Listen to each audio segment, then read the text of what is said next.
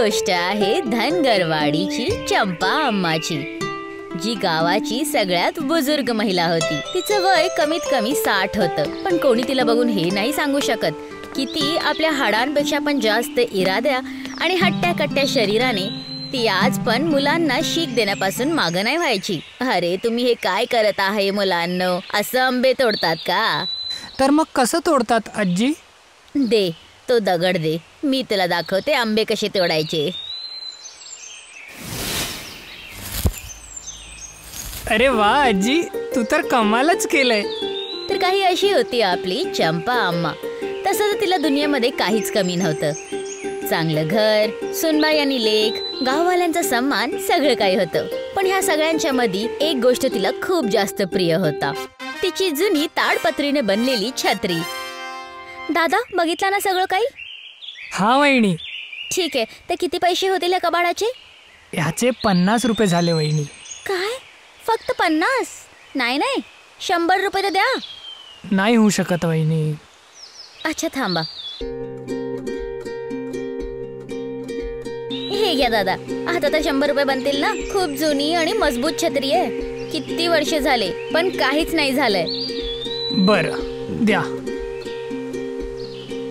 अरे हे काय होत आहे? अम्मा तू तू इथे काय करत आहेस? मी काय करत आहे? तू काय करत आहेस? तुला माहित आहे ना ही छत्री मला किती आवडते ती. हो अम्मा, पण ही खूप जुनी झाली होती म्हणून तू ह्याला विकत होतेस हो ना? नाही, मी ह्याला विकायला नाही देणार. पण अम्मा, छत्रीला विकताना बघून अम्मा खूप दुःखी झाली. पण प्रश्न हा होता की एखाद्या सर्वसाधारण छत्रीकडून अम्माला इतका लगाव का होता? नेहाच्या मनामध्ये खूप प्रश्न उठायला लागले. राहुल, एक प्रश्न विचारू? हा विचारा ना. आज मी अम्माची जुनी छत्री विकण्याचा प्रयत्न केले. का तू आईची जुनी छत्री विकायला काढली होती? अरे इतकं अचंबित का होत आहात?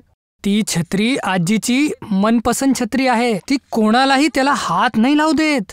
पण का? कारण की तिच्या लहानपणी कोणीतरी भविष्यवाणी केली होती. भविष्यवाणी? आई तेव्हा खूप लहान होती, पण माहित नाही एका दिवशी शाळेवरनं परत येताना एका बाबांनी तिच्या हातात तो छत्री बघून एक अजीब भविष्यवाणी केली. मला वाटते तुला हे छत्री खूपच प्रिय आहे. चल ठीक आहे, ह्या छत्रीची काळजी घे बाळा. तसं तर हे छत्री मामुलीच दिसतीये, पण लक्षात घे, ही छत्री तुला भविष्यामध्ये प्रत्येक मुश्किलातून बाहेर काढणार, तुझी जान पण.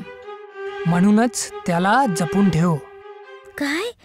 एक जुनी छत्री जीव वाचवेल? हे तर मला काही पण वाटतंय. ते तर मलाही माहित नाही, पण आईचं जर असं आहे म्हणणं तर मला तिचं मन नाही दुखवायचंय. आणि तू पण असं काही नको करू की ती नाराज होईल. ठीक आहे. नेहाला या गोष्टींवर विश्वास नाही बसला, पण आता तिला समजलं होतं की छत्री फक्त एक वस्तू नाहीये, अम्माच्या हृदयाचा तुकडा होता.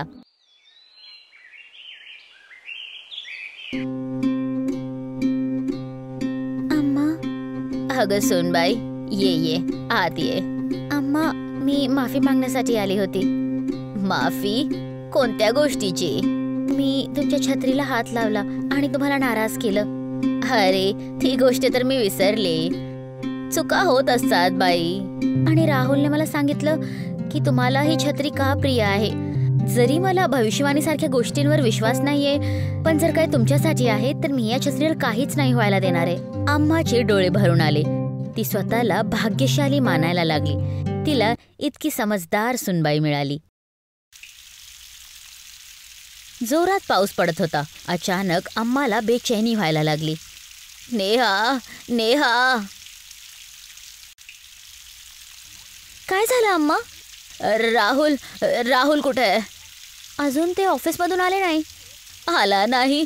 अरे देवा, त्याची रक्षा कर. अम्मा घाबरू नका, आज मौसमच विचित्र आहे. माहित नाही नेहा, मला तर खूप भीती वाटत आहे.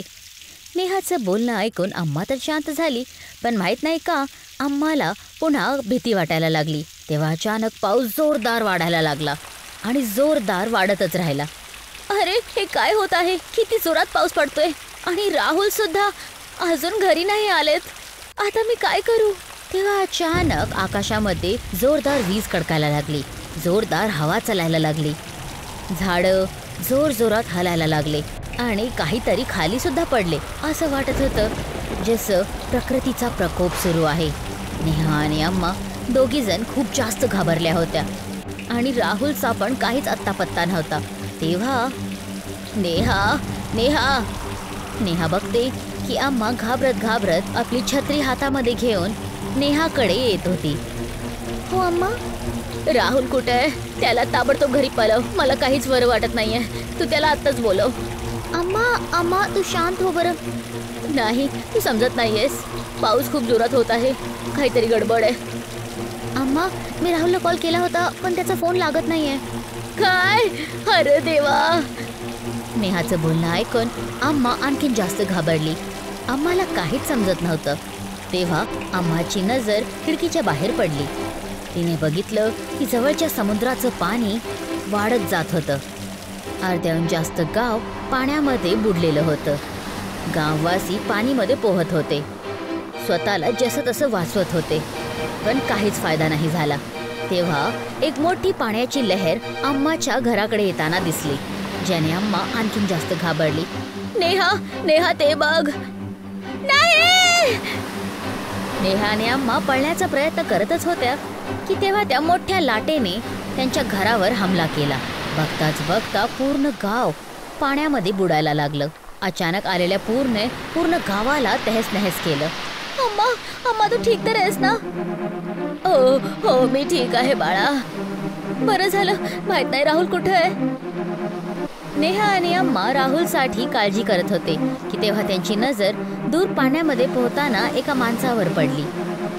तो राहुल होता. बिचारा आपला जीव वाचवत अम्मा आणि नेहाकडे पोहत पोहत येत होता. अम्मा ते बघा राहुल. राहुल बाळा राहुल. आई आई. बाळा तू इथे ये. राहुल कसं तसं पोहत पोहत नेहा आणि अम्माकडे येतो, पण पाणी थांबायचं नावच घेत नव्हतं. तेव्हा नेहा राहुल बाळा घाबरू नका, मी आहे ना. तेव्हा अम्माने जसंच पाण्याच्या बाहेर आपला हात काढला आणि आपली छत्री उघडली. एक चमत्कार झाला. जसंच छत्री उघडली तो आपोआप खूप मोठा झाला. इतका मोठा की गावाची लोक एक एक करून त्याच्यावर चढायला लागली आणि पाण्यापासून वाचले. हळूहळू हळूहळू चढा सगळेजण, घाबरू नका.